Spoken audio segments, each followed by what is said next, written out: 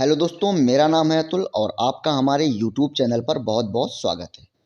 तो दोस्तों, आप सब जानते हैं कि इस टाइम पे सीटेट का एग्ज़ाम ज़ोरों से चल रहा है और केवीएस का एग्ज़ाम जो है वो फरवरी के लास्ट में या तो फिर मार्च के स्टार्टिंग में इसको शुरू होना है। ठीक है।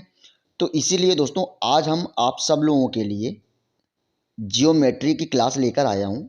और दोस्तों, मैं आपको ये बता दूं कि ये जो क्लास है वो केवीएस वालों के लिए, सीटेट वालों के लिए, सुपर टेट वालों के लिए, या तो फिर कोई और अदर एग्ज़ाम की तैयारी कर रहा हो उसके लिए ये बेहद ही इम्पॉर्टेंट क्लास है दोस्तों। क्योंकि आज मैं आप लोगों के लिए जियोमेट्री एकदम बेसिक तरीके से, बेसिक लेवल से पढ़ाऊंगा, बेसिक तरीके से स्टार्ट करूंगा और हायर लेवल तक लेके जाऊंगा। ठीक है। और दोस्तों, मैं ये भी बता दूं कि जितने भी केवीएस के मेरे भाई और बहन हैं उन लोगों के लिए ये क्लास ना एकदम रामबाण का काम करेगी। क्योंकि रामबाण का इसलिए काम करेगी क्योंकि इसका जो लेवल है ना, वो मैंने केवीएस और सीटेट और सुपरटेट को ध्यान में रखते हुए इसका लेवल मैंने रखा है। ठीक है। तो आप सब लोग इस वीडियो के लास्ट तक बने रहें। तो देरी ना करते हुए आज की क्लास को हम लोग शुरू करते हैं। लेकिन क्लास शुरू करने से पहले, अगर आप लोग इस चैनल पर पहली बार आए हुए हैं तो इस चैनल को सब्सक्राइब जरूर कर लीजिएगा और बेल आइकन को भी जरूर दबा दीजिएगा। अपने दोस्तों के साथ में शेयर भी कर दीजिएगा और इसको साथ साथ में लाइक भी करते चलिएगा। ठीक है दोस्तों। तो दोस्तों, देरी ना करते हुए चलिए आज की क्लास को हम लोग शुरू करते हैं। तो दोस्तों देखिए, सबसे पहला हमारा पॉइंट है बिंदु। एक्चुअली बिंदु होता क्या है? तो बिंदु क्या होता है उसके बारे में हम लोग जानेंगे। तो देखिए, बिंदु होता है कि कागज़ पर पड़े दबाव, ठीक है, कागज़ पर पड़े दबाव जिसमें ना तो मोटाई हो, ना तो चौड़ाई हो और ना ही ऊंचाई हो, उस आकृति को हम क्या कहते हैं? उस आकृति को हम कहते हैं बिंदु। ठीक है। ये एक देखिए, ये एक हमने बिंदु ऐसे रख दिया। ठीक है दोस्तों, एक सेकंड रुक जाइए। ये हमने बिंदु रख दिया। अब जब बिंदु हमने रख दिया तो इसमें क्या है? एक दबाव। जब बिंदु हम रखते हैं पेन से तो उसमें क्या पड़ता है? कागज़ में एक दबाव पड़ता है। ठीक है। तो दबाव के कारण ही एक क्या होता है? गोल गोल आकृति का एक बिंदु बन जाता है और उस बिंदु की ना तो लंबाई होती है, ना चौड़ाई होती है और ना ही ऊंचाई होती है। ठीक है दोस्तों। और मैं दोस्तों ये भी बता दूं कि जो बिंदु होता है उसकी विमाएं अगर हम बात करें तो बिंदु की कितनी विमाएं होती हैं? तो बिंदु की 0 विमाएं। विमाएं मतलब डायमेंशन। ठीक है। तो बिंदु की जो कितनी डायमेंशन होती है तो उसकी होती है 0 डायमेंशन। ठीक है दोस्तों। इसके बाद दोस्तों अगर बात करें, अगला जो है वो हमारा है रेखा। रेखा यानी कि लाइन। तो अगर इसके बात करें, बिंदुओं का ऐसा समूह जो दो बिंदुओं को जोड़ने का कार्य करती है उसे हम क्या कहते हैं? उसको हम कहते हैं रेखा। अब देखिए, बेसिक मैं आपको बताऊं अगर इसका कहने का मतलब क्या है, एक सेकंड। अगर मैं इसको बताऊं तो रेखा एक्चुअली है क्या? देखिए, ये हमारे तमाम बिंदु हैं, ये वाला, इसमें ढेर सारे बिंदु हैं। जब बिंदुओं को हम पास पास ऐसे ऐसे डॉट डॉट डॉट डॉट करके ऐसे जोड़ते हैं, ऐसे ऐसे बिल्कुल एकदम चिपका चिपका के बिंदुओं को बनाते जाते हैं तो क्या होता है? एक रेखा का निर्माण होता है। ठीक है। जो रेखा का एक निर्माण होता है तो उसी को हम क्या कहते हैं? उसी को हम रेखा कहते हैं। एक रेखा एक बड़ी से लंबी, देखिए अब एक बिंदु ये बनाया, उसी चिपका के एक बिंदु और बना दिया, एक बिंदु और बना दिया, एक बिंदु और बना दिया। तो एक बिंदु से बिंदु जोड़ते जोड़ते जोड़ते जोड़ते एक लंबी आकृति बन जाएगी, एक लंबी लाइन बन जाएगी। उसी को हम क्या कहते हैं? उसी को हम कहते हैं रेखा। ठीक है।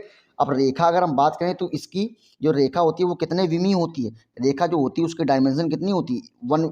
इसकी जो विमा जो होती है, रेखा की जो रेखा की जो विमा होती है वो एक विमी होती है। ठीक है। यानी कि 1 डायमेंशन होती है रेखा। समझ रहे हैं दोस्तों?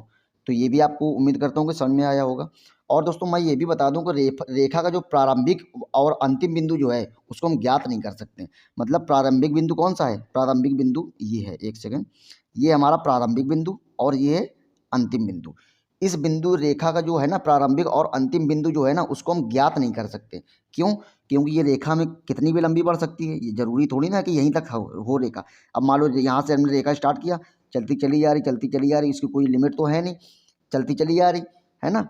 तो इसकी कोई जब लिमिट नहीं है, बिंदु पे बिंदु हम रख के चले जा रहे हैं, रेखा बनती चली जा रही है, ठीक है ना। तो इसकी कोई जो लिमिट है ना, वो अंतिम और जो और पहला जो स्टार्टिंग का जो बिंदु है ना, पॉइंट है, उसको हम क्या कर सकते हैं? उसको हम ज्ञात नहीं कर सकते हैं। ठीक है दोस्तों। तो ये भी आप लोगों को समझ में आया होगा। इसके बाद दोस्तों अगर हम अगला पॉइंट की बात करें तो वो आ गया रेखाखंड। रेखाखंड क्या होता है? रेखाखंड इसको इंग्लिश में हम कहते हैं लाइन सेगमेंट। ठीक है। तो लाइन सेगमेंट की अगर दोस्तों हम बात करें तो ये क्या होता है? तो दो बिंदुओं को मिलाने वाली आकृति क्या कहलाती है? रेखाखंड कहलाती है। अब जैसे इसमें देखिए, आप लोग देख रहे होंगे कि एक रेड कलर का एक ये बिंदु है और एक रेड कलर का ये बिंदु है। इन बिंदु इन दोनों बिंदुओं को मिलाने वाली एक रेखा है ग्रीन कलर की, जो आपको दिख रही है फिगर में। मान लो एक फिगर हमने बिंदु ये बनाया, एक बिंदु हमने ये बनाया और इसको हमने ऐसे मिला दिया एक रेखा को। तो दो बिंदुओं को मिलाने वाली आकृति जो होती है उसी को क्या कहते हैं? उसी को, दो बिंदुओं को आपस में, जो बिंदुओं को मिलाने वाली जो आकृति होती है उसी को हम क्या कहते हैं? रेखा खंड कहते हैं। ठीक है, तो ये भी आपको दोस्तों समझ में आया होगा। और दोस्तों अगर हम रेखा खंड की अगर बात करें तो रेखा का जो प्रारंभिक बिंदु और अंतिम बिंदु जो होता है उसको हम ज्ञात कर सकते हैं। उसका रीज़न ये है, देखिए दोस्तों, इसका रीज़न ये है कि उसका अंतिम और प्रारंभिक और अंतिम बिंदु ज्ञात कैसे कर सकते हैं, क्योंकि इसमें लिमिट है। ये बिंदु यहाँ तक रखा है, यहाँ से स्टार्ट है और यहाँ तक, ये अंतिम बिंदु कौन सा है? ये बिंदु है। तो यहाँ से स्टार्ट है, यहाँ तक खत्म है, बस। तो इसका जब कोई चीज़ की लिमिट होती है तो उसको हम आसानी से उसको हम ज्ञात कर सकते हैं। अब जिस चीज़ की लिमिट ही नहीं है तो उसको हम कैसे ज्ञात कर सकते हैं? ठीक है दोस्तों, तो ये हमारा हो गया रेखा खंड। इसके बाद दोस्तों आ गया हमारा एक एक जो है रेखाओं के प्रकार। रेखाओं के प्रकार यानी कि टाइप्स ऑफ लाइंस। ठीक है, तो रेखाएं कितने प्रकार की होती हैं उसको हम लोग जानेंगे। तो देखिए दोस्तों, इसमें रेखा कितने प्रकार के होते हैं तो इसको हम देखिए जानते हैं। तो रेखा होती हैं लगभग 5 से 6 प्रकार की रेखाएं होती हैं। ठीक है, 6 या 7 प्रकार की रेखाएं होती हैं, उसको हम लोग जानेंगे। तो सबसे पहले आ गया सिंपल लाइन यानी कि सरल रेखा। इसके बाद वक्र रेखा यानी कि कर्व्ड लाइन। ठीक है, इसके बाद समांतर रेखा यानी पैरेलल लाइन। इसके बाद त्रियक रेखा, ट्रांसवर्सल लाइन और प्रतिच्छेद रेखा यानी कि इंटरसेक्ट लाइन। इसके बाद संगामी रेखा। ठीक है, इसके बाद किरण रेखा। ठीक है, तो ये कुछ रेखाएं हैं, इसको हम लोग, इन रेखाओं को हम लोग एक एक करके बेसिक तरीके से बारीकी से पढ़ेंगे। देखिए दोस्तों, जियोग्राफी पढ़ने का मतलब ये है कि अगर हम रेखा और कोण इनको अगर हम आसानी से अगर हम नहीं निकाल पाएंगे ना, तो बिल्कुल जियोग्राफी बिल्कुल बेकार है। अब रेखा कोण निकालना हमको आता नहीं, उसको बेसिक पता नहीं, तो आगे सवाल कैसे होंगे? तो इसीलिए सबसे पहले हम रेखा को समझेंगे, इसके बाद आज के ही क्लास में हम लोग कोणों को भी समझेंगे। ठीक है, तो इसके बाद हम लोग पढ़ते हैं। सबसे पहली रेखा आ गई तो वो है सरल रेखा। तो सरल रेखा क्या होती है उसको हम लोग जानेंगे। तो देखिए, सरल रेखा जो है वो उसको हम कहते हैं सिंपल लाइन। जब एक बिंदु से केवल एक ही दिशा की ओर बढ़ते हुए अपने अंतिम बिंदु तक पहुंचने वाली रेखा को क्या कहते हैं? उसको हम कहते हैं सरल रेखा। मतलब इसका कहने का मतलब ये है कि एक बिंदु है, ठीक है, एक बिंदु से केवल एक ही दिशा में बढ़ती हुई, मान लो ये कोई बिंदु है, ठीक है, इस बिंदु से हम आगे एक ही दिशा में बढ़ते चले जा रहे हैं, बढ़ते चले जा रहे हैं, और इसका अंतिम बिंदु मान लो ये है। ठीक है, तो ये बढ़ते चले जा रहे हैं और अंतिम बिंदु पे पहुंच गई। तो एक बिंदु ये है, एक बिंदु ये है, ये स्टार्टिंग बिंदु है, एक सेकंड, ये एक बिंदु ये है, एक बिंदु ये है, ये स्टार्टिंग बिंदु है और ये अंतिम बिंदु है। स्टार्टिंग बिंदु से अंतिम बिंदु की ओर हम बढ़ते चले जा रहे हैं, बढ़ते चले जा रहे हैं, बढ़ते चले जा रहे हैं। तो क्या हुआ? एक लाइन बन गई, एक रेखा बन गई, है ना। उसी को हम लोग कहते हैं सरल रेखा। ठीक है दोस्तों, तो उम्मीद करता हूँ ये भी आपको अच्छे तरीके से आया गया हो समझ में।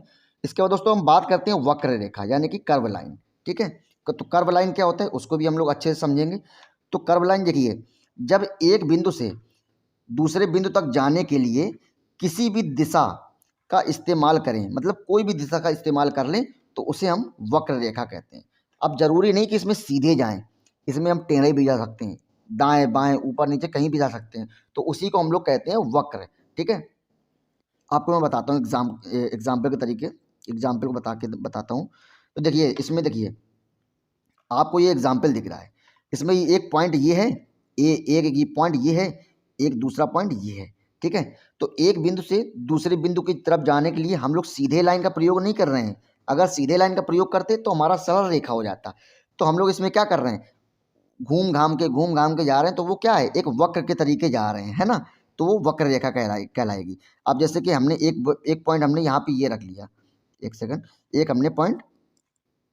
पॉइंट हमने ये रख लिया, एक पॉइंट हमने ये रख लिया। अब दोनों पॉइंट को हम ऐसे घुमा रहे हैं, ऐसे घुमा रहे हैं, इस तरीके से ऐसे घुमा के ले गए, तो ये रेखा कैसी हो जाएगी? ये रेखा हमारी हो जाएगी वक्र रेखा।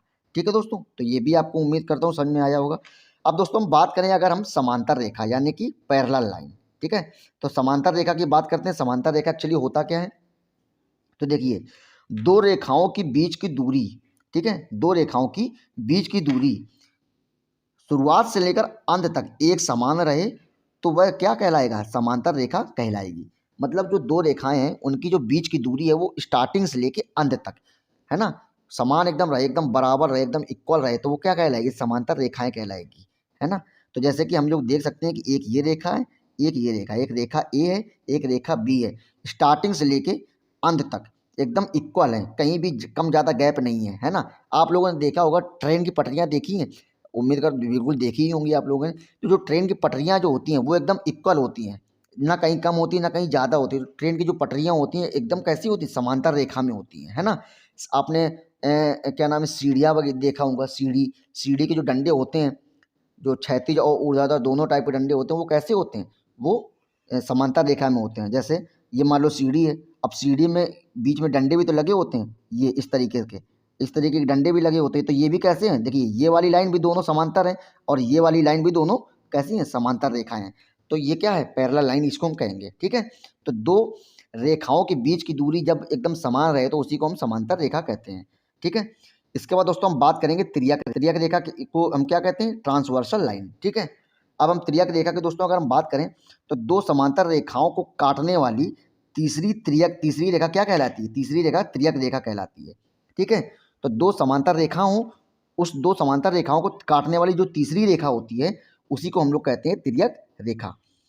तो देखिए पहली जो क्या नाम है समांतर रेखा है वो ए है, दूसरी समांतर रेखा बी है। तो पहली समांतर रेखा ए और बी को कौन सी तीसरी रेखा काट रही है, तो वो ग्रीन कलर की जो रेखा सी है वो रेखा काट रही है, ठीक है। तो ये जो बीच से रेखा काट रही है, ये एक ए हो गई, ये एक ये बी हो गई, और इसी को तीसरी रेखा ये हमारी ये ऐसे काट रही है। तो ये जो तीसरी रेखा हो जाएगी ना, यही हमारा त्रियक रेखा कहलाएगी, ठीक है दोस्तों। तो उम्मीद करता हूँ ये भी आपको अच्छे से समझ में आया होगा।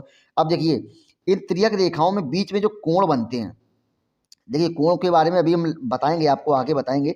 ये जो कोण है ना, ये वाले बस यही इंपॉर्टेंट कोण है, बस इन्हीं से केवीएस एग्जाम में, सीटेट एग्जाम में इन्हीं से बस सवाल आते हैं अच्छे खासे, ठीक है।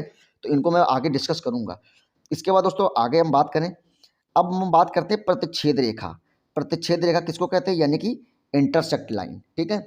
तो प्रतिच्छेद रेखा क्या कहते हैं, जब दो या दो से अधिक रेखाएं एक ही बिंदु से एक दूसरे को काटती हुई गुजरती हैं तो उसे क्या कहते हैं, प्रतिच्छेद बिंदु कहते हैं। मतलब दो रेखा हों, देखिए मैं आपको बता दूं कि ये डेफिनेशन थोड़ा सा कहीं ना कहीं गलत भी हो सकती है, क्योंकि देखिए मैं बता दूं प्रतिच्छेद रेखाएं जो होती हैं वो एक्चुअली वो सिर्फ दो ही बिंदुओं को काटती हैं, ठीक है।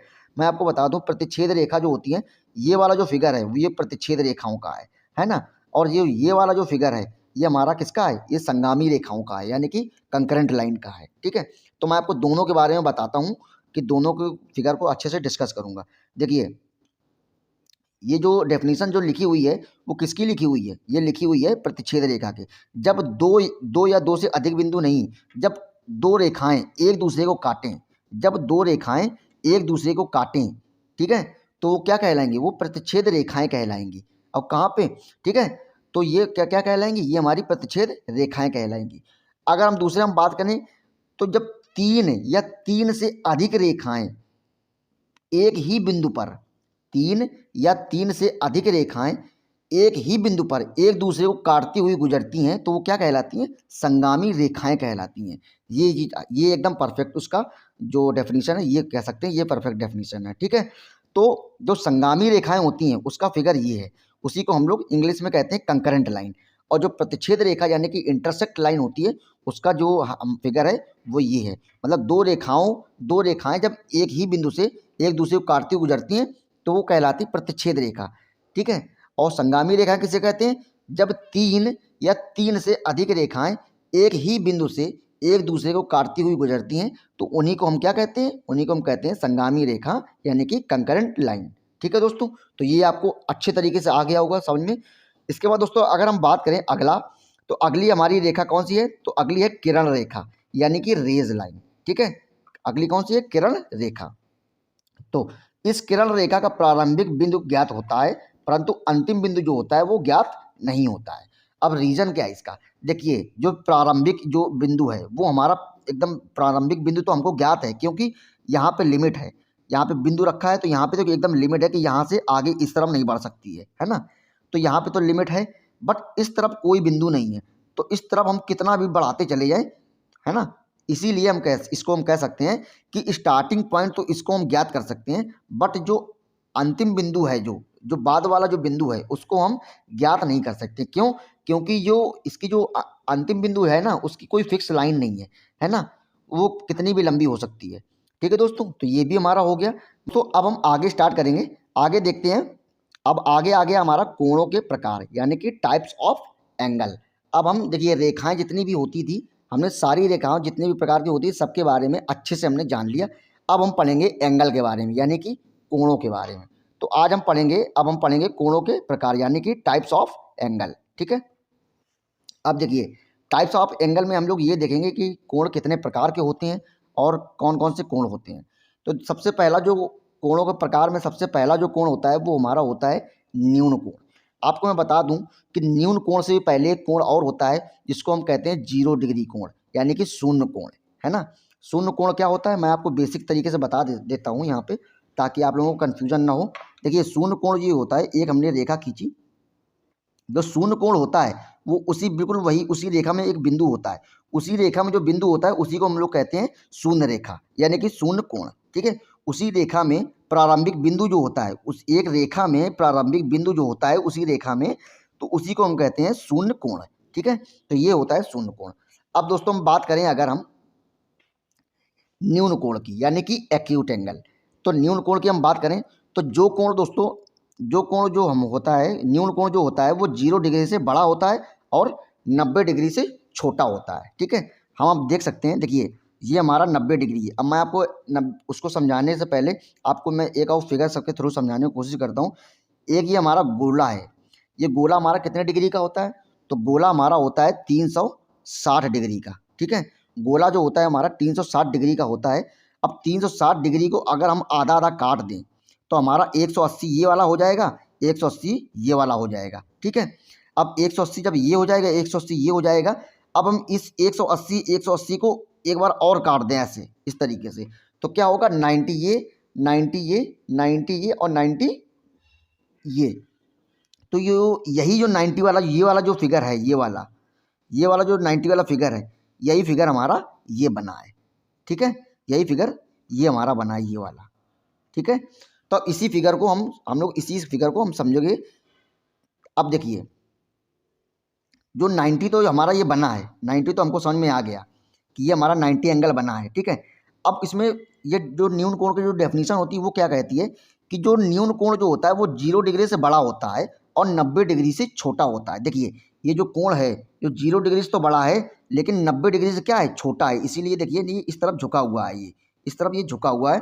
तो 90 डिग्री से छोटा और 0 डिग्री से बड़ा जो होता है वो कोण क्या कहलाता है, न्यून कोण कहलाता है। ठीक है, तो हम ये कह सकते हैं कि 0 डिग्री से बड़ा मतलब 1 डिग्री, मतलब ये कोण जो न्यून कोण होता है वो कहाँ से लेकर कहाँ तक होता है, तो 1 डिग्री से स्टार्ट होता है और कहाँ तक, 89.9 तक। ठीक है, 1 डिग्री से स्टार्ट होता है और 89.9 तक ये कोण जाता है। 89.9 तक क्या कहलाता है, न्यून कोण कहलाता है। ठीक है दोस्तों, तो ये आप लोगों को अच्छे से एकदम बेसिक तरीके से आपको समझ में आया होगा। और दोस्तों मैं आपको बता दूं कि जो बिंदु जो होता है, जो ये यहाँ से स्टार्टिंग ये होता है, इसको हम लोग क्या कहते हैं, इसको हम लोग कहते हैं वर्टेक्स। ठीक है, और जो हमारा ये एंगल जो है वो कौन सा एंगल है, एक्यूट एंगल यानी कि न्यून कोण। ठीक है, तो ये हम इसको हम समझ गए। अब हम दोस्तों आगे हम बात करें, अब हम आगे हम बात करते हैं समकोण की। कौन से कोण की, समकोण की। समकोण को हम लोग जानते हैं, अच्छी तरीके से समझते हैं कि समकोण एक्चुअली होता क्या है।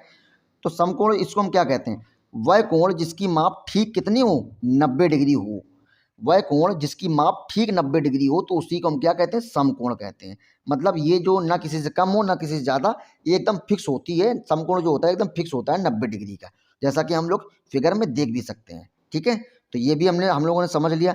इसमें हम लोग देख सकते हैं कि एंगल जो है ए बी और C, angle A B C is a right angle, इसी को हम लोग राइट एंगल भी कहते हैं। ठीक है, तो ये वाला भी हम लोगों ने समझ लिया अच्छे तरीके से। अब हम समझते हैं अगला जो हमारा एंगल कौन सा है। अगला एंगल हमारा है अधिक कोण। अधिक कोण को इंग्लिश में क्या कहते हैं, ऑब्ट्यूज एंगल। ठीक है, इसको भी हम लोग अच्छे तरीके से समझते हैं कि ये क्या होता है। तो जो कोण 90 डिग्री से बड़ा और 180 डिग्री से छोटा होता है उसी को हम लोग कहते हैं अधिक कोण यानी कि ऑब्ट्यूज एंगल। ठीक है, तो जो हमारा ये कोण है, देखिए ये जो एंगल है हमारा ये वाला, इस वाला एंगल का जो 90 डिग्री होगा वो हमारा ऐसा होगा, इस तरीके से। ठीक है, 90 डिग्री हमारा किस तरीके से होगा, इस तरीके से हमारा होगा। ये होगा हमारा 90 डिग्री। लेकिन ये 90 डिग्री से तो ये वाला जो है, ये वाली लाइन जो है ये वाली, ये 90 डिग्री से तो ज़्यादा है। तो 90 डिग्री से ज़्यादा और 180 डिग्री से कम होनी चाहिए, है ना। तो मैं आपको बता दूं, ये हमारा हो गया 180 वाली लाइन और ये हो गया 90 वाली लाइन। ठीक है, तो ये जो एंगल आप देख रहे हैं ये 90 डिग्री से तो ज़्यादा है, ये देखिए 90 डिग्री से ज़्यादा है, लेकिन 180 डिग्री से कम भी है। तो 90 डिग्री से बड़ा होना चाहिए और 180 डिग्री से छोटा होना चाहिए, तो वो कोण क्या कहलाता है? अधिक कोण कहलाता है। ठीक है दोस्तों, और ये जो कोण एंगल जो होते हैं वो किसी भी तरीके से, इस तरीके से भी बन सकते हैं, उल्टा भी बन सकते हैं और इस तरीके से भी बन सकते हैं। ठीक है दोस्तों, तो ये भी आप लोगों को समझ में आया होगा। अब आपको मैं बता दूं कि 180 वाला जो हमने बताया था, तो एक अगर सीधी लाइन हम खींच दें तो ये कितने डिग्री की है? ये 180 डिग्री की है। एक जो सीधी लाइन जो होती है वो 180 डिग्री की होती है। जैसे मैं आपको बता दूं, जैसे गोला है, ठीक है, ये कितने का है? 360 का है, ये हमारा 360 का है। बट एक सीधी लाइन खींच दी तो 180 ये हो गया और 180 ये हो गया हमारा। ठीक है, तो 180 ये, 180 ये, तो हमारा 360 हो गया। तो 180 जो सीधी लाइन जो होती है ना वो 180 डिग्री की ही होती है। ठीक है, तो ये आपको समझ में आ गया होगा अच्छी तरीके से। अब दोस्तों हम बात करते हैं अगले एंगल की। तो अगला एंगल कौन सा होता है? तो वो हमारा होता है रिजु कोण। अब हम देखो 180 वाला ये, इसी को हम पढ़ाते हैं रिजु कोण, यानी कि स्ट्रेट एंगल। स्ट्रेट एंगल क्या होता है? वह कोण जिसकी माप ठीक 180 डिग्री होती है, इसी को हम क्या कहते हैं? इसी को हम लोग कहते हैं रिजु कोण। जिसकी माप एकदम फिक्स हो, कितनी? 180 डिग्री। ठीक है, उसी को हम लोग कहते हैं रिजु कोण। मैंने आपको पीछे जो बताया था, एक सर्कल बनाया 360 डिग्री का, एक सीधा रेखा खींचा, और उसी को हम लोग क्या कहते हैं? उसी को हम लोग, ये 180 और ये वाला पार्ट 180, इसको हम बेसिक तरीके से और अच्छी तरीके से हम समझते हैं। एक सेकेंड, कलर इसका चेंज कर लूँ, ये। ठीक है, तो जैसे मैं आपको इसमें फिगर के थ्रू समझाने की कोशिश करता हूँ। जैसे ये जो आधा गोला हमारा ये तो आया है इस तरफ, अब इसको हम पूरा कर देते हैं ऐसे, इस तरीके से। ठीक है, ये जो पूरा गोला हो गया हमारा। अब पूरा गोला हो गया, हम लोग ऐसे जब गोला बनाते थे उसको हम बीच से काटते थे, तो देखिए ये वाली जो लाइन है ना वो इसी बीच गोले को काट रही है, बीचों बीच। ठीक है, तो 180 ये और 180 ये हो गया। ठीक है, तो 180, 180, 360। तो जो सीधी रेखा होती है, सीधी जो एंगल होता है, जो सीधी रेखा होती है, उसी को हम लोग कहते हैं रिजु कोण, यानी कि स्ट्रेट लाइन। और स्ट्रेट लाइन वो कितने डिग्री की होती है? वो होती है 180 डिग्री की। ठीक है दोस्तों, तो उम्मीद करता हूँ ये कि आपको ये अच्छी तरीके से, बेसिक तरीके से आपको अच्छे तरीके से समझ में आया होगा। अब हम दोस्तों बात करें अगले एंगल की। तो अगला एंगल हमारा क्या आ गया? अगला एंगल हमारा है प्रतिवर्ती, यानी कि बृहत कोण। इसी को इंग्लिश में हम लोग कहते हैं रिफ्लेक्स एंगल। तो प्रतिवर्ती कोण को आज हम सीखेंगे। तो इसमें देखिए, इसमें क्या होता है? प्रतिवर्ती कोण एक्चुअली होता क्या है कि वह कोण जो 180 डिग्री से अधिक और 360 डिग्री से कम होता है, तो इसी को हम लोग क्या करते हैं? प्रतिवर्ती या बृहत कोण, इसी को हम कहते हैं। मतलब इसका कहने का मतलब ये है कि अगर ये एक लाइन हमने खींच दी 180 डिग्री की, ठीक है, कितने की? ये हमने एक लाइन खींच दी 180 डिग्री की। एक सेकेंड, ठीक है, ये एक हमने लाइन खींची, ये 180 डिग्री की लाइन खींच दी। तो ये कह रहा है कि 180 डिग्री से ये वाला जो प्रतिवर्ती या बृहत कोण जो होता है, जो 180 डिग्री से तो अधिक होता है। तो हम ये देख सकते हैं कि 180 डिग्री से तो ये अधिक है ही। इस तरफ जो देखिए ये जा रहा है, ये ब्लू कलर की जो लाइन, वो 180 डिग्री से अधिक है और 360 डिग्री से कम होनी चाहिए। तो 360 डिग्री कब आएगी? जब ये कोण पूरा इस तरीके से ऐसे घूम जाएगा, जब ये सर्कल पूरा इस तरीके से ऐसे घूम जाएगा, जब ये रेखा पूरी इस तरफ चली जाएगी, यहाँ पे इसके लाइन इस रेखा के ऊपर आ जाएगी, तब ये हमारा होगा 360 एंगल। तो 180 डिग्री से ज़्यादा भी है, ये हम देख सकते हैं इसमें, और 360 डिग्री से कम है। तो इसी को हम कहते हैं प्रतिवर्ती, यानी कि बृहत कोण, यानी कि रिफ्लेक्स एंगल। ठीक है दोस्तों, इसके बाद हम दोस्तों बात करें तो अगला एंगल हमारा आ गया पूर्ण, यानी कि संपूर्ण कोण। पूर्ण यानी कि संपूर्ण कोण। अब इस एंगल के बारे में अगर हम जानें तो पूर्ण कोण क्या होता है? पूर्ण या संपूर्ण कोण को हम इंग्लिश में कहते हैं कंप्लीट एंगल। कंप्लीट एंगल के बारे में हम लोग जानेंगे कि वह कोण जिसका माप ठीक कितना हो? 360 डिग्री। वह कोण जिसका माप ठीक 360 डिग्री होता है, उसी को हम लोग संपूर्ण या पूर्ण कोण कहते हैं, है ना? उसी को हम लोग पूर्ण या संपूर्ण कोण कहते हैं। अब जैसे कि हमने एक ये सर्कल आप लोग बीच में देख रहे हैं, मैंने आपको बताया कि एक जो सर्कल जो होता है वो कितने का होता है? वो 360 डिग्री का होता है। तो देखिए, एक ये लाइन है, ठीक है, ये कि हमने लाइन खींची, ये जो लाइन है, एक सेकेंड, ये हमने एक ये लाइन खींची और ये लाइन हमने एकदम यहाँ से स्टार्ट किया और ऐसे स्टार्ट करते करते करते करते ऐसे पूरा एकदम जहाँ से स्टार्ट किया वहीं पे ले आए, तो पूरा क्या हो जाएगा? एक गोला बन जाएगा, एक सर्कल बन जाएगा। और जो सर्कल जो होता है वो 360 डिग्री का होता है, हम सब जानते हैं। ठीक है, तो ये हो गया हमारा संपूर्ण कोण। अब हम दोस्तों बात करें, अगला जो एंगल आएगा वो आएगा हमारा शीर्षाभिमुख कोण। अब देखिए, जो अभी तक हम जो एंगल बता रहे थे वो एकदम बेसिक एंगल थे। अब जो सवाल जहाँ से बनते हैं, जहाँ से ये सवाल बनेंगे वो यहीं से बनेंगे, इस वाले एंगल से, ठीक है। तो यहाँ से सवाल बनते हैं इस एंगल से। अब हम देखते हैं अच्छी तरीके से, इसको हम समझते हैं। तो शीर्षाभिमुख कोण क्या होता है, यानी कि वर्टिकली अपोजिट एंगल क्या होता है, इसको हम लोग अच्छे से एकदम बेसिक तरीके से देखेंगे।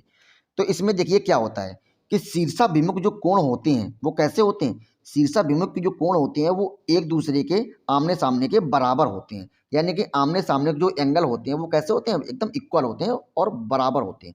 इसी को हम लोग क्या नाम है समझते हैं अच्छी तरीके से। और जैसे जैसे एक ये हमारा दो प्रतिच्छेद रेखाएं हैं, एक ये प्रतिच्छेद रेखा और एक ये प्रतिच्छेद रेखा, जैसा कि हम लोग फिगर में देख भी रहे हैं, ठीक है।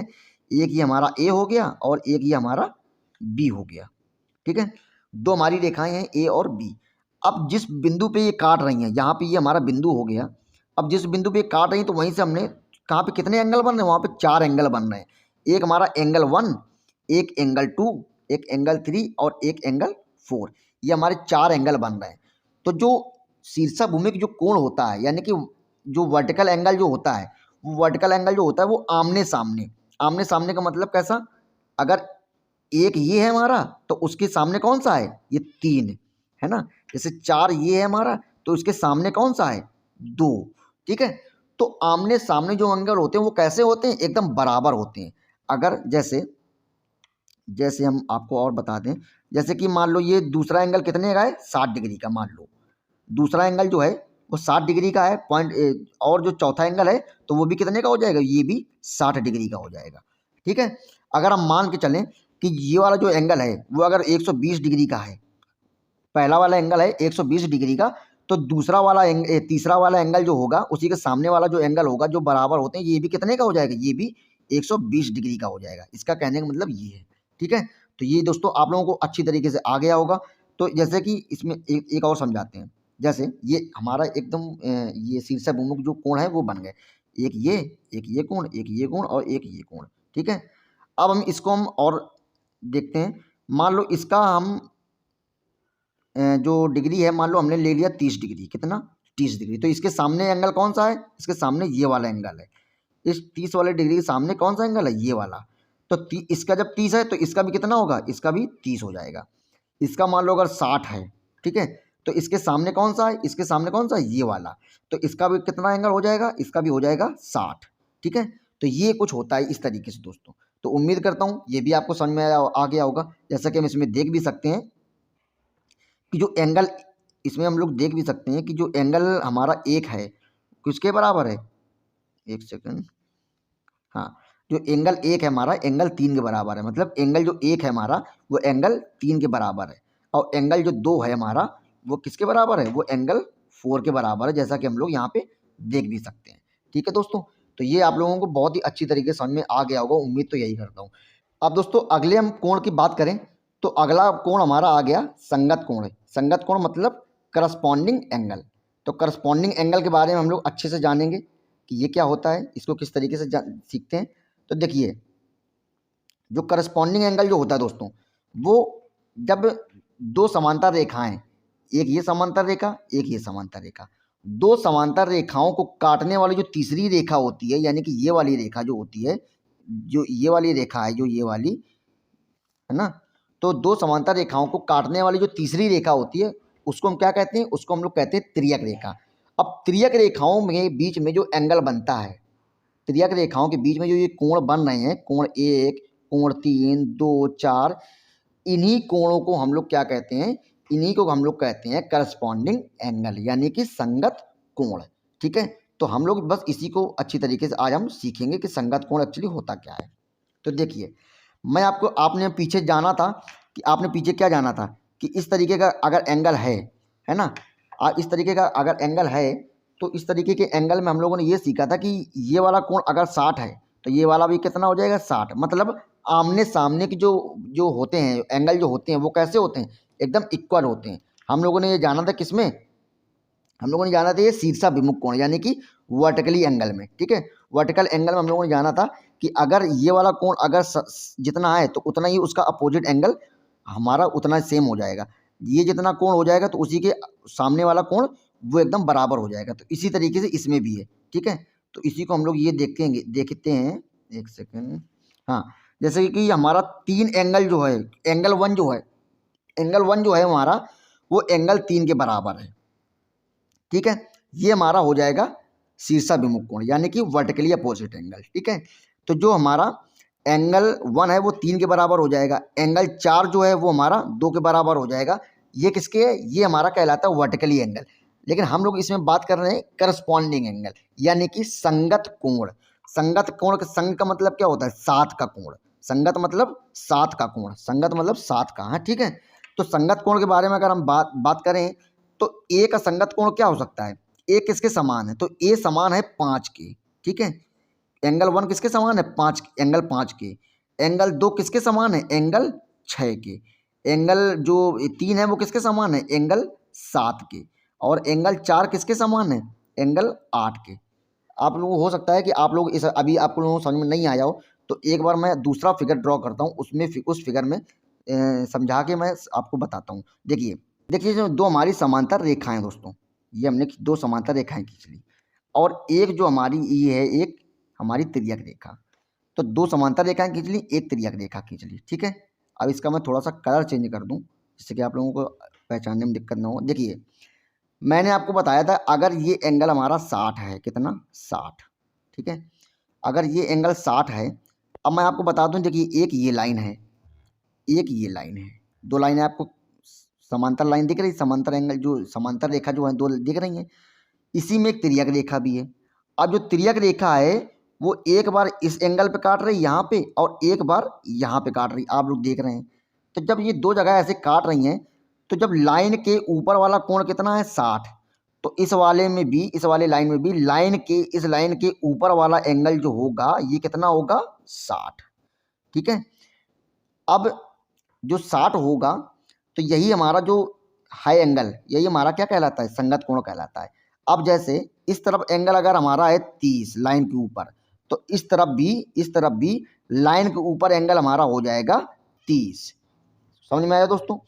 अगर अभी भी समझ में नहीं आया तो एक एंगल और मैं लेता हूं, जैसे ये एंगल हो गया हमारा 30, ठीक है। तो ये हमारा हो जाएगा 30, लाइन के ऊपर है दोनों, ये अपने लाइन के ऊपर है, ये इधर के लाइन के ऊपर है, ठीक है। अगर ये एंगल हमारा हो जाएगा मान लो 20, ठीक है। तो ये जो इस लाइन के नीचे वाला एंगल है, तो इसी तरफ इस लाइन के नीचे वाला एंगल जो होगा वो हम कर देंगे 20, है ना। तो यही जो एंगल होते हैं वही हमारे कहलाते हैं संगत कोण, यानी कि करस्पॉन्डिंग एंगल।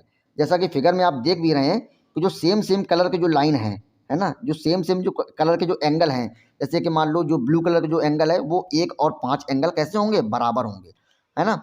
और एंगल 2 और एंगल 6 बराबर होंगे, है ना। इसी तरीके से एंगल 3 और एंगल 7 बराबर होंगे, और इसी तरीके से एंगल 4 और एंगल 8 बराबर होंगे। देखिए जो मैं कह रहा हूँ बराबर होंगे, मतलब कि अगर मान लो एंगल 7 अगर मान लो 20 डिग्री का है, तो एंगल 3 भी हमारा 20 डिग्री का ही होगा, है ना। और हम लोगों ने पढ़ा भी था कि जो वर्टिकली अपोजिट एंगल जो होता है, अगर एंगल 3 अगर 30 का है, तो उसके सामने वाला कौन सा एंगल है? ये एंगल 1, तो ये भी कितने का होगा? तो ये भी कितने का होगा? ये भी 30 का होगा। जैसे आपको मैं आगे भी बताऊंगा, जैसे मैं आपको बता ही देता हूँ, चलिए जैसे आपको मैं बताता हूँ। जैसे हमने एक एंगल बनाया, ये इस तरीके से फिगर बनाया, ठीक है। इस तरीके से हमने फिगर बना लिया। अब एक एंगल हमने दे दिया, इसका मान लो हमने एंगल दिया हमने 30 डिग्री, और इस एंगल इसका हमने दे दिया 20 डिग्री, ठीक है। इस वाले एंगल का हमने दे दिया 20, इसका हमने दे दिया 30। तो इसका हमारा जो संगत कोण है वो कौन सा है? ये है, इधर 30 आ जाएगा। इसका जो हमारा संगत कोण है वो कौन सा है? ये इधर भी आ जाएगा। इसका जो संगत कोण यहाँ वाला है ये भी कितना आ जाएगा? ये 30 आ जाएगा, ठीक है। इस तरीके से आ जाएगा। अगर इसमें वर्टिकली अपोजिट की बात करें, वर्टिकली अपोजिट की बात करें, तो 30 ये, तो उसके सामने वाला भी 30, ये वाला एंगल, ठीक है। इसके सामने वाला भी 30, है ना। अगर मान लो ये अगर 20 है, तो इसके सामने वाला भी ये वाला कितना हो जाएगा? 20। इस तरीके से एंगल हो जाएंगे। जब हम लोग कल सवाल लगाएंगे ना, तब और अच्छी तरीके से, बेसिक तरीके से, और हम अच्छे तरीके से उसको सीखेंगे, ठीक है। इसके बाद दोस्तों अगर हम बात करें अगला एंगल हमारा कौन सा है, तो अगला एंगल हमारा आ गया एकांतर कोण, यानी कि अल्टरनेट एंगल। एकांतर कोण के बारे में जानेंगे। तो एकांतर कोण देखिए मेन दो प्रकार के होते हैं, एक होता है अंता कोण और एक होता है दोस्तों बाह्य कोण। ठीक है, तो अंतःकोण जो होते हैं पहले उसको हम लोग देख लेते हैं क्या होता है। तो देखिए अंतःकोण इसे हम कहते हैं इंटरनल एंगल। तो इंटरनल एंगल जो होता है, जैसे कि हम लोग संगत कोण में, संगत कोण कह रहा हूँ, जैसे कि हम लोग संगत कोण जो पीछे पढ़ रहे थे उसी टाइप का ये है। बस इसमें क्या है, इसमें हमको अंदर के जो कोण होती है, इंटरनल का मतलब क्या होता है, इंटरनल का मतलब होता है अंदर, एक्सटर्नल का मतलब होता है बाहर। ठीक है, इंटरनल कोण के बारे में हम लोग ये पढ़ेंगे। ठीक है, तो इसकी हम लोग अच्छे से जानकारी लेते हैं। देखिए जो एकांतर अंतः एकांतर जो कोण होते हैं, अंतः एकांतर जो कोण होते हैं इसी को इंटरनल एंगल कहते हैं। वो इस तरीके से दो पैरेलल लाइन गई है, उसी को एक तिर्यक रेखा हमारी ये काट रही है। अब जो तिर्यक रेखा जो काट रही है, तो इसमें देखिए एक जेड आकार की एक आकृति बनी हुई होगी, ये वाली इस तरीके से। ठीक है, इस तरीके से एक जेड टाइप की एक आकृति बनी हुई आपको प्रतीत हो रही होगी, है ना। तो इसी जेड टाइप की जो आकृति है, उसी के जो अंदर के जो एंगल होते हैं उन्हीं को हम लोग एक अंतः एकांतर कोण कहते हैं। ठीक है, जैसे अगर एंगल 4 हमारा जितना होगा तो उसी के एंगल जेड के इस कोने पे अगर एंगल 4 होगा तो जेड के इस कोने पे कौन सा एंगल है, वो है 6। तो ये कैसे होंगे, ये होंगे बराबर, है ना। एंगल 4 और एंगल 6 कैसे होंगे, बराबर होंगे। इसी प्रकार से दोस्तों अगर हम और एक एंगल लें, जैसे एंगल जो 3 होगा और एंगल 5 होगा, वो कैसे होंगे, वो कैसे होंगे, बराबर। अब ये कैसे जेड बन रहे हैं, देखिए मैं बता दूं, ये एक इस तरीके से आया ये वाला, है ना। तो इस तरीके से आया है, तो इस कॉर्नर का जो अंदरूनी भाग होगा, इस कोने का जो अंदरूनी भाग होगा वो कितना है, 3। और इस कोने का जो अंदरूनी भाग होगा वो कितना है, 4। तो इसी तरीके से हम कह सकते हैं कि एंगल 3 किसके बराबर है, एंगल 5 के बराबर है, और एंगल 4 किसके बराबर है, एंगल 6 के बराबर है। ठीक है, तो ये उम्मीद करता हूँ ये भी आपको समझ में आया होगा। इसके बाद अगर दोस्तों हम इसी को और अच्छी तरीके से अगर हम सीखें, अगर जानें, तो मान लो ये हमारे दो समांतर रेखाएं हैं, एक हमने ये कर दिया ऐसे इस तरीके से। अब अगर ये वाला एंगल हमारा 30 का हो जाएगा, तो इसकी ये वाला जो एंगल होगा अंतः एकांतर कोण कौन सा होगा, ये वाला होगा। तो ये भी कितने का होगा, ये भी 30 का होगा। समझ में आया। अगर दोस्तों अगर हम बात करें, अगर ये वाला एंगल हमारा 10 का है, ये वाला एंगल हमारा 10 का है, ये वाला, तो इसके अपोजिट कौन सा है, वर्टिकल, इसका अंतः एकांतर कोण कौन सा है, ये वाला। तो ये भी हमारा 10 डिग्री का हो जाएगा। कुछ इस तरीके से है। जब हम सवाल लगाएंगे तो और अच्छी तरीके से इसको हम सीखेंगे दोस्तों। ठीक है, इसके बाद दोस्तों अगर हम अगले एंगल की बात करें तो वो आ गया हमारा बाह्य कोण, बाह्य एकांतर कोण, यानी कि एक्सटीरियर एंगल। ठीक है, इसको भी हम लोग सीखते हैं। तो जैसे कि हम लोग पीछे वाले एंगल में, यानी कि अंतः एकांतर कोण में, हम लोग अंतः कोण में जो हम लोग सीख रहे थे, अंतः एकांतर कोण में हम लोग अंदर के कोण हम लोग देख रहे थे, मतलब ये वाले जो अंदर वाले जो कोण होते हैं वो देख रहे थे। इसमें हम लोग क्या करेंगे, इसमें जो बाहर वाले कोण हैं उसको हम लोग देखेंगे। एक्सटीरियर का मतलब क्या होता है, बाहर की तरफ। ठीक है, तो जो इसमें देखिए दो समांतर रेखाएं हैं, उसमें एक तिर्यक रेखा है, तिर्यक रेखा बनाए, इसमें हमारे 4 इधर एंगल बनेंगे, 4 इधर एंगल बनेंगे। तो 4 एंगल में तो जो एंगल 1 है वो किसके बराबर होगा, वो एंगल 7 के बराबर होगा। और एंगल जो 2 है वो किसके बराबर होगा, वो एंगल 8 के बराबर होगा। समझ में आया दोस्तों। तो इसी प्रकार से ये भी हमने दोस्तों देख लिया। जैसे ये हमने बनाया एक जेड, एक सेकंड, ये जैसे हमने बना दिया मान लो एक जेड, ये हमारा जेड बना। ठीक है, आप सब लोगों को दिख रहा होगा ये जेड बना। अब जेड के जो इस कोने का जो बाहर वाला एंगल है, ये वाला, ये कितना है, 1। तो इस तरफ भी जेड के कोने वाला जो बाहर वाला एंगल है वो कितना है, 7, है ना। इसी प्रकार से अगर हम बात करें तो इस कोने के इस तरफ कौन सा एंगल है, 8। तो इस कोने के इस तरफ कौन सा एंगल है, 2। इस तरीके से हम लोग इसको समझेंगे।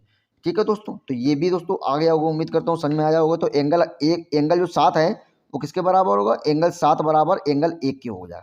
एंगल 1 जो होगा एंगल 7 के बराबर होगा, और एंगल 2 जो होगा हमारा एंगल 2 के बराबर होगा। ठीक है दोस्तों, तो ये भी उम्मीद करता हूँ कि आ गया समझ में। तो अगर आप लोगों को ये एंगल अभी भी कुछ कन्फ्यूजन है तो आप लोग कमेंट बॉक्स में ज़रूर बताइएगा। और क्या नाम है कि अगर थोड़ी बहुत कन्फ्यूजन तो अगले वीडियो में कवर करवा दूंगा, जब हम लोग सवाल लगाएंगे तब एक बार और अच्छे तरीके से आपको समझा दूंगा। ठीक है, इसके बाद दोस्तों अगर हम बात करें, अब एक क्वेश्चन ले लेते हैं। देखिए इतना जो हम लोगों ने अभी थ्योरी जो पढ़ी है, ठीक है, उसको थ्योरी पढ़ने का अगर मतलब तभी होगा जब हम लोग एक सवाल को हम लोग सॉल्व करेंगे। ठीक है, तो हम लोग एक ये फिगर है हमारा, इसको हम लोग अच्छे से एक सवाल इसमें हम बना के हम समझाते हैं किस तरीके से हम लोग एंगल फाइंड करते हैं। ठीक है दोस्तों, तो ये हमारा फिगर है। इस फिगर में देखिए कुछ जो एंगल हमारे हैं वो हमने लिख दिए हैं, और एक जो हमारा इस वाले एंगल को हम लोग इस वाले एंगल को हम लोग मान लेते हैं एक्स एंगल, और इस वाले को हम लोग मान लेते हैं वाई एंगल। ठीक है, क्या मान लेते हैं? Y angle. अब देखिए ये जो फिगर है, ये जो सवाल है, ये दो प्रकार से सॉल्व हो सकता है। कैसे? एक हमारा फार्मूला पे आधारित जो सवाल है उस पर आधारित जो है उससे सॉल्व हो सकता है, और एक हमारा एंगल निकाल के। तो हम लोग सबसे पहले फार्मूले पे बेस्ड जो सवाल होता है उस पर हम लोग निकालते हैं कि फार्मूले से कैसे इसको हम सॉल्व कर सकते हैं। तो देखिए फार्मूला इसमें इसमें एक फार्मूला लगेगा, और वो फार्मूला होता क्या है तो उसको भी हम बता देते हैं कि वो फार्मूला एक्चुअली होता क्या है। तो फार्मूला होता है P equal to x plus y. ठीक है, क्या होता है? P equal to x plus y, ये हमारा है फार्मूला। तो P हमारा इसमें निकालना है मान लो, और जो 30 डिग्री जिसका एंगल 30 डिग्री है उसको मान लो है x, और जिसका डिग्री 40 डिग्री जिसका कोण है उसको हम लोग मान ले y। ठीक है, तो P हमको फाइंड करना है। तो P बराबर क्या हो जाएगा? x की जगह हम लोग रख दें 30, और y की जगह हम लोग रख दें 40। तो 30 और 40 कितना हो जाएगा? तो P की वैल्यू आ जाएगी 30 और 40 हो जाता है 70। ठीक है, तो 30 40 कितना हो जाएगा? तो 30 और 40 हो जाएगा हमारा 70। तो इस तरीके से भी हम लोग इसका एंगल निकाल सकते हैं। तो P का जो एंगल हो जाएगा हमारा, ये 70 डिग्री हो जाएगा। कितना हो जाएगा? ये हो जाएगा 70 डिग्री एंगल। ठीक है, तो ये हो गया हमारा फार्मूले पे आधारित। इसके बाद हम लोग अगर हम एंगल के आधारित निकालें कि एंगल से किस तरीके से हम ये जो फिगर का जो एंगल है P की वैल्यू है वो कैसे निकाल सकते हैं, इसको भी हम लोग सीखते हैं। तो देखिए जो ये वाला एंगल हमारा 30 दिया गया है, ये वाला दिया गया है 40। ठीक है, और P का एंगल, P की जो है वो हमको फाइंड करना है। अब हम लोग इसमें क्या करेंगे? देखिए हम लोग इसमें क्या करेंगे, ये जो लाइन आई हुई है ये वाली, ठीक है, ये वाली जो लाइन आई हुई है इसी लाइन को हम लोग क्या करेंगे, थोड़ा सा और आगे बढ़ाएंगे। ठीक है, फिगर को समझाने के लिए क्या करेंगे, इसको हम थोड़ा सा आगे इस तरीके से ऐसे बढ़ाएंगे। ठीक है, बढ़ा दिया हमने। अब हम लोग ये देख सकते हैं कि यहाँ पे एक जेड आकार की एक फिगर बन रहा होगा। देखिए ये यहाँ से ऐसे आया, ये यहाँ से ऐसे आया, और ये यहाँ से ऐसे आया। बाकी जो भी बना है सब भूल जाओ, बस इसको याद रखो, इसको आप फोकस करो इस चीज़ पे। ठीक है, ये इस तरीके से एक आकृति बन गई। ये आकृति कब बनी? जब मैंने अलग से एक ब्लैक कलर की एक लाइन हमने आगे को, उस लाइन को हमने क्या किया, उस रेखा को हमने आगे बढ़ाया, तो हमारी इस तरीके की एक आकृति बन गई। जब इस तरीके की एक आकृति बनी तो हम लोगों ने क्या पढ़ा था? अंतः एकांतर कोण। अंतः एकांतरम कोण में हम लोगों ने क्या पढ़ा था कि जब जेड आकार की एक आकृति बन जाए तो जितना एंगल ये होगा उसी के उतना ही एंगल उसके सामने वाला होता है। ठीक है, तो हमने क्या पढ़ा था? जितना एंगल ये होता है उसी के उतना ही एंगल उसके सामने वाला होता है। अब देखिए ये जो 40 डिग्री एंगल है वो तो इसका एंगल है, ये वाला एंगल है। 40 डिग्री किसका है? इसका एंगल है, बट इसका एंगल हमको फाइंड करना है। ठीक है, इसका एंगल जब हम लोग फाइंड करेंगे तो जब इसका एंगल 30 है, इस कोने का एंगल 30 है, तो इस वाले कोने का एंगल भी कितना हो जाएगा? इसका भी एंगल हो जाएगा 30। इस वाले कॉर्नर का एंगल भी हो जाएगा कितना? 30। ठीक है, तो ये हम लोग समझ गए। इस वाले जो कॉर्नर है, ये वाला जो कॉर्नर है, इसका एंगल कितना हो जाएगा? इसका भी एंगल हमारा हो जाएगा 30 डिग्री। ठीक है, और ये 30 हमारा तो पहले से है ही। तो ये हमको समझ में आया, आपको उम्मीद करता हूँ ये भी समझ में आया गया होगा। तो जो हमने क्या किया, ये हमने एंगल जो है, ये हमने एंगल निकाल लिया। कितना निकला इसका एंगल? ये वाला एंगल हमारा निकला 30 डिग्री। जब 30 डिग्री एंगल इसका हमने ये निकाल लिया, 40 डिग्री ये पहले से दे रखा है ना? 40 डिग्री दे रखा है ना? एक सेकंड, इसको साफ कर लूँ पहले थोड़ा सा। ठीक है, एक सेकंड। हाँ, तो ये देखिए अब 30 डिग्री ये इसमें इधर ये वाला एंगल दे रखा है, 40 डिग्री एंगल ये वाला दे रखा है। तो 30 और 40 कितना हो गया? 30 और 40 80। अब 30 और 40 70। अब आप लोग ये सोच रहे होंगे ये 30 40 कैसे जोड़ रहे हैं। ठीक है, तो मैं आपको बता दूं कि एक जो त्रिभुज होता है, देखिए ये एक त्रिभुज ही तो बन रहा है यहाँ पे। एक इस तरीके का एक त्रिभुज बन रहा है ये। अब त्रिभुज जो बन रहा है तो ये वाला जो एंगल है, ये वाला इसका एंगल है 30, और ये वाला जो एंगल है इसका एंगल है 40, है ना? तो इसका एंगल निकल आया 30 और इसका एंगल निकल आया 40। अब इसका एंगल 30 कैसे निकला? क्योंकि ये वाला एंगल जो है जो हमारा 30 एंगल है ना, क्योंकि ये जो अंतःएकांतर कोण है उसके थ्रू ये हमारा 30 है, तो ये वाला भी अंतःएकांतर कोण इसका भी 30 हो जाएगा। तो 30 इसका और 40 इसका। ठीक है, तो ये समझ में आया। एक सेकंड, हाँ। तो जब ये समझ में आया तो इसके जो त्रिभुज होता है उसके तीनों भुजाएं कितने डिग्री की होती हैं? त्रिभुज की तीनों भुजाएं 180 डिग्री की होती है। ये आप लोग अगर नहीं जानते तो आप लोग जान लीजिए। तो जो त्रिभुज होता है वो उसकी तीनों भुजाएं 180 डिग्री की होती हैं। तो ये भुजा हमारी कितनी हो गई? 30। ठीक है, और ये भुजा हमारी कितनी हो गई? 40। तो हमको क्या करना है? ये वाली भुजा हमको निकालनी है। तो ये वाली जब भुजा हमको निकालनी है तो कैसे निकालेंगे? तो 180 में से क्या करेंगे? 70 हम लोग माइनस कर देंगे। तो 180 में से 70 माइनस करो, तो 180 ये लिख दिया और 70 हमने ये लिख दिया। इसको सब्ट्रैक्ट करते हैं। अब देखते हैं, इसका 0 आया और 8 में 7 गया, 1 आया और इधर हमारा 1 आया। तो कितना बचा? 110 एंगल। यानी कि ये वाला जो होगा इसका एंगल कितना आएगा? इसका एंगल आएगा 110 डिग्री इस वाले का। यानी कि इस वाले का एंगल कितना आएगा? 110 डिग्री। अब आपको समझना है, देखिए अब आपको समझना है बेसिक तरीके से। अब देखिए, इस वाला जो एंगल आया था, ये वाला जो एंगल आया था, एक सेकेंड, ये कहाँ गया कलर इसका? ये आ गया। ठीक है, ये इस लाइन को हम आगे बढ़ा देते हैं। ये वाला एंगल हमारा कितना निकला? 110 एंगल निकल रहा था इसका। 30 इसका, ठीक है, और 40 इसका था और 110 ये वाला एंगल था। ठीक है, और हम सब लोग जानते हैं कि एक सीधी रेखा जो होती है वो कितने डिग्री की होती है? 180 डिग्री की। तो हम सब जानते हैं कि 180 डिग्री जो सीधी रेखा होती है वो 180 डिग्री की होती है। तो ये जो रेखा आ रही है यहाँ से ऐसे इस तरीके से जो एक रेखा आ रही है, आप लोग देख रहे होंगे कि ये वाली जो रेखा है, ये कैसी रेखा है? सीधी रेखा है।